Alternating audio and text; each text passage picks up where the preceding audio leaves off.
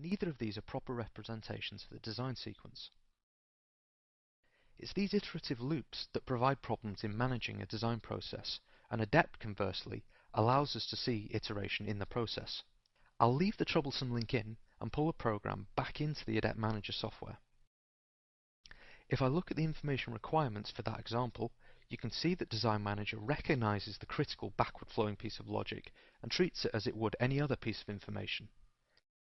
Moving back to the plan, we can see the ADePT software has analyzed the loop in such a way that now when we press reschedule, we don't get a circuit error, but the information is retained. This ability to manage iterative loops is unique to the ADePT software suite. If we move back to the Design Manager software now, we can look at some of the analysis functions of the tool. In order to demonstrate this, I'm going to move to a project that has had a number of work plans completed. This way we can track changes over the course of the plan, but the process is exactly the same as we've done for that first work plan. While the design team are progressing with the current work plan's activity list, the Design Manager can be interrogating the Analyze Progress tab. This shows all of the reasons for failure, constraints, and performance against targets for each discipline. These reports provide powerful feedback in identifying what may be delaying the design process and will allow a much more targeted method of resolving those problems before they become insurmountable. If I select Reasons for Failure and then view a chart of all of the reasons for failure by category and period, we see a bar chart that covers all of the work plans so far. We can see, for example, that in the second work plan, by far the largest reason for delaying the design activities on the plan is simply failed to deliver, whereas in the following work plan, the supply chain input is the major reason for delay.